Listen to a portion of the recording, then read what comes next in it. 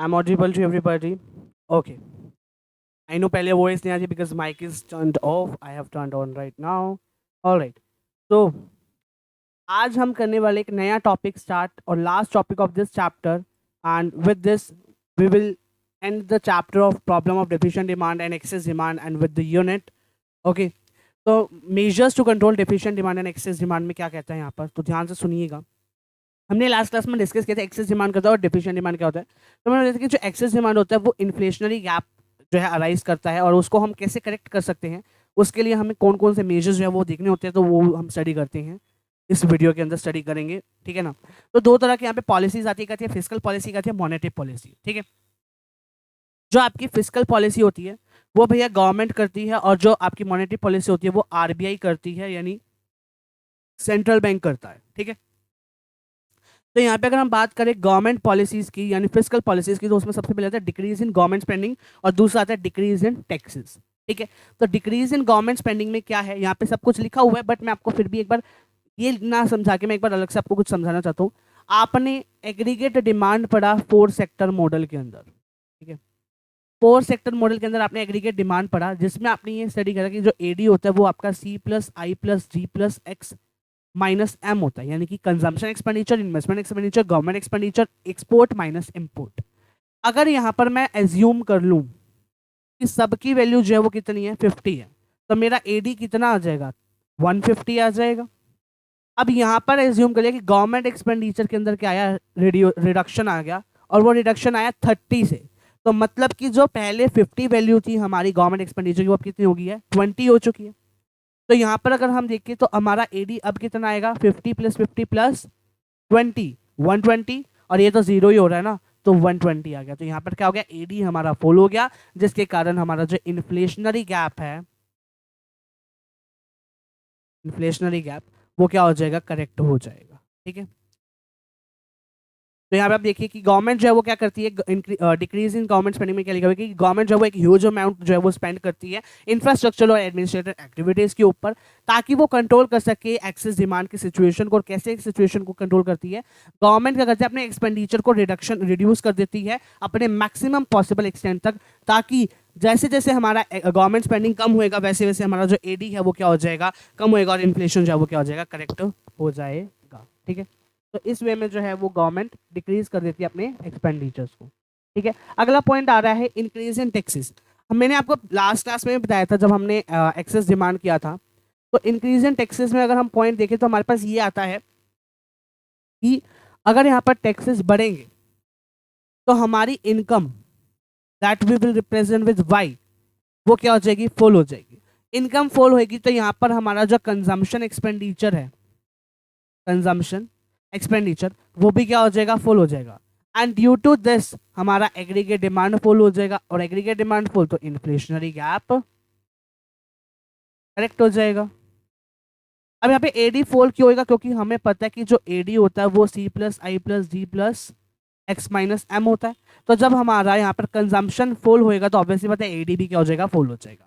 अब बात आती है मॉनेटरी पॉलिसीज की। तो मॉनेटरी पॉलिसीज में हमने ऑलरेडी वैसे ही स्टडी कर रखा है मनी एंड बैंकिंग के चैप्टर में, तो मैं आपको इतना डिटेल में नहीं कराने वाला इस वीडियो के अंदर क्योंकि आपने ऑलरेडी वो स्टडी कर चुके हैं। ठीक है। तो बैंक रेट कहते हैं कैसा रेट होता है जिस जो लीड करता है टू द कमर्शियल बैंक, कैसा रेट जो आरबीआई जो है वो देता है किसको, कमर्शियल बैंक्स को देता है। It is related to the instant loan requirement. अभी यहाँ पर हम जब बैंकिंग का चैप्टर कहते हैं हमने इंक्रीज और डिक्रीज दोनों किया था, लेकिन अभी हमें इन्फ्लेशन वाले पॉइंट चाहिए सिर्फ, तो सिर्फ इंक्रीजिंग की बात करेंगे हम यहाँ पर।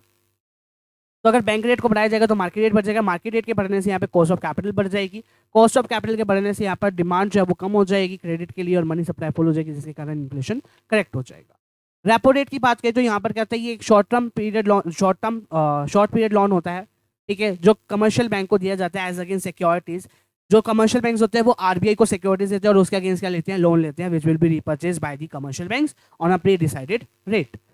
ये वर्क करता है सेम बैंक रेट, मतलब रेपो रेट को बढ़ाएंगे तो मार्केट रेट बढ़ेगा, मार्केट रेट बढ़ेगा तो कॉस्ट ऑफ कैपिटल बढ़ेगी, कॉस्ट ऑफ कैपिटल बढ़ने से डिमांड जो है वो कम हो जाएगी क्रेडिट के लिए, मार्केट मनी सप्लाई फुल हो जाएगा और इन्फ्लेशन करेक्ट हो जाएगा। ओपन मार्केट ऑपरेशन में यहाँ पर सेल होएगी इन्फ्लेशन के टाइम पे, क्योंकि यहाँ पे हमने दोनों पॉइंट लिख दिए यहाँ पे, सेल एंड परचेज। मतलब इसके बारे में बता रही है ओपन मार्केट ऑपरेशन में क्या होता है, यहाँ पे सेल और परचेज होते हैं गवर्नमेंट सिक्योरिटीज के, ओपन मार्केट बात RBI on the behalf of the government, जैसे कि एनएससी। इन्फ्लेशन के टाइम पर जो कैश रिजर्व होते हैं उनको स्क्वीज कर लिया जाता है कैसे यहाँ पे स्क्वीज कर लिया जाता है बाय सेल करने से सिक्योरिटीज को, और जिसके कारण यहाँ पे आ जाता है क्रेडिट क्रिएशन के अंदर कटा जाता है। ठीक है, अब क्रेडिट क्रिएशन क्या होता है सब कुछ मैंने आपको ऑलरेडी बैंकिंग वाले चैप्टर में बता रखा है, तो अगर आपको पढ़ना है एक बार रिवाइज करना है तो आप जाके वो वीडियो देख सकते हैं। सीआरआर होता है कैश रिजर्व रेशियो, जो कि एक प्रोपोर्शन होता है टोटल डिपॉजिट का कमर्शियल बैंक का जो वो अपने पास रखते हैं as cash reserve with the RBI. Vary करता है टाइम टू टाइम, मल्टीप्लायर का फॉर्मुला आता है 1/LRR या 1/CRR। इन्फ्लेशन के टाइम पर सीआरआर को बढ़ा दिया जाता है जिसके कारण मनी सप्लाई गिर जाती है और इन्फ्लेशन करेक्ट हो जाता है। एसएलआर होता है स्टैट्यूटरी लिक्विडिटी रेशियो, हर एक बैंक को जो होता है रिक्वायरमेंट होती है कि वो एक फिक्स परसेंटेज जो है अपने एसेट का लिक्विड फॉर्म में मेंटेन करे, जैसे कैश, गोल्ड, अप्रूव्ड सिक्योरिटीज। ये फिक्स भी होता है, वैलिड भी करता है time to time by the RBI. Inflation के टाइम पर वही सेम सीआरआर की तरह काम करता है, एसएलआर को बढ़ाएंगे तो फुल हो जाएगा मनी सप्लाई के अंदर, जिसके कारण इन्फ्लेशन करेक्ट हो जाएगा। Reverse repo rate is just opposite of the repo rate. Repo rate में क्या होता था कि कमर्शियल बैंक अपने सिक्योरिटीज को आरबीआई के पास रखती थी, लेकिन रिवर्स रेपो रेट में आरबीआई जो है वो रखता है कमर्शियल बैंक के पास।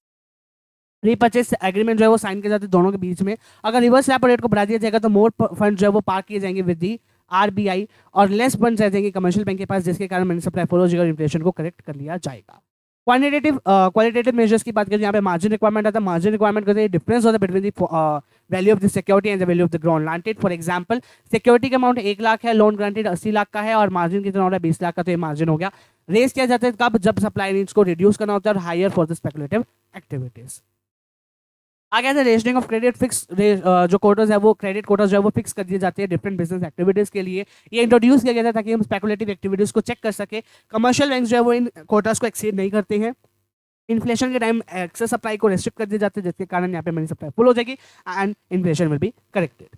मोरल सुएशन की बात करते हैं, यहाँ पे एक कॉम्बिनेशन होता है पर्सुएशन और प्रेशर का। एक एडवाइस होती है कमर्शियल बैंक की, कमर्शियल बैंक को एडवाइस दी जाती है बाय दी आरबीआई कि वो उसके डायरेक्शंस को, उसके डायरेक्टिव्स को फॉलो करे। सबसे पहले वो जो आरबीआई होता है वो पुचकारता इन द सेंस कि वो उसको परसुएट करता है, मनाता है, प्यार से बोलता है कि भाई तू ये पॉलिसी को मान ले। अगर वो काम नहीं करती है तो वो प्रेशर अप्लाई करता है, और फिर भी वो काम नहीं करती है तो वो डायरेक्ट एक्शन लेता है, दैट इज डी रिकॉग्नाइज कर देता है उस कंसर्न बैंक को। आगे आते हैं measures to correct deficient demand. Deficient demand में आपका डिफ्लेशनरी गैप आता है। डिफ्लेशनरी गैप को करेक्ट करने के क्या क्या मेजर्स है, वो just opposite of excess demand है। ठीक है, तो वहाँ पे हमने डिक्रीज इन गवर्नमेंट स्पेंडिंग की बात की, यहाँ पे हम डिक्रीज इन गवर्नमेंट स्पेंडिंग की बात करेंगे। यहाँ पे अगर गवर्नमेंट स्पेंडिंग को बढ़ा दिया जाएगा तो हमारा एडी भी बढ़ जाएगा, जिसके कारण डिफ्लेशनरी गैप जो है वो करेक्ट हो जाएगा।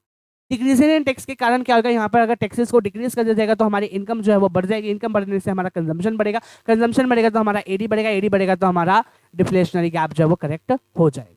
क्वालिटेटिव क्वांटिटेटिव मेजर्स की बात करते हैं यहाँ पर, तो यहाँ पे बैंक रेट आता है, सब कुछ वही है, बस उसका थोड़ा सा अपोजिट क्या क्या मेन है वो मैं आपको बता रहा हूँ। यहाँ पे आपको डिक्रीज इन बैंक रेट करना, मतलब बैंक रेट को गिरा देना, जिसके कारण मार्केट रेट कम हो जाएगा। कॉस्ट ऑफ कैपिटल कम होगी, जिसके कारण हमारा मार्केट डिमांड जो है क्रेडिट जो है वो ज़्यादा क्रेडिट की डिमांड होगी। सप्लाई ऑफ मनी जो है वो फुल राइज हो जाएगी, डिफ्लेशन करेक्ट हो जाएगा। रेपो रेट भी सेम आएगा एज इट इज जो वर्क करता है वर्किंग। ओपन मार्केट ऑपरेशन में यहाँ पे परचेज होगी, यहाँ पे डिफ्लेशन के टाइम पे लिक्विडिटी को रिलीज कर दिया जाता है by buying back of the security. ठीक है, सीआरआर में क्या होगा, यहाँ पे सीआरआर को कम कर दिया जाएगा, सीआरआर कम हो जाएगा तो मनी सप्लाई बढ़ जाएगी और डिफ्लेशनरी गैप जो है वो करेक्ट कर दिया जाएगा। सेम एज एसएलआर को भी गिरा दिया जाएगा, जिसके कारण मनी सप्लाई बढ़ जाएगी और डिफ्लेशन गैप जो है वो करेक्ट हो जाएगा। रिवर्स रेपो रेट में क्या होगा, यहाँ पे अगर रिवर्स रेपो रेट को कम कर दिया जाएगा तो यहाँ पर लेस फंड जो है वो आरबीआई के पास रहेंगे और मोर फंड्स होंगे कमर्शियल बैंक के पास, जिसके कारण मनी सप्लाई बढ़ जाएगी और डिफ्लेशनरी गैप करेक्ट हो जाएगा। मार्जिन में सिर्फ आपको ये वाला पॉइंट याद रखना है इसमें कि लोअर कर दिया जाता है सप्लाई ऑफ मनी को, लोअर कर दिया जाता है आपके मार्जिन को, ताकि मनी सप्लाई जो है वो इंक्रीज हो जाए। रेशनिंग ऑफ क्रेडिट की बात करते हैं, यहाँ पे डिफ्लेशन के टाइम पे ये विड्रॉ कर ले जाते हैं ताकि मनी सप्लाई को बढ़ा दिया जाए। मॉडल सोल्यूशन का सेम पॉइंट है, इसमें कोई दिक्कत नहीं है। नेक्स्ट क्लास में हम शुरू करने वाले अपनी नई unit, that is government budget, foreign exchange and balance of payment की यूनिट। तो मिलते हैं आपसे नेक्स्ट वीडियो के अंदर, तब तक ले bye bye. Thanks for watching this video everybody.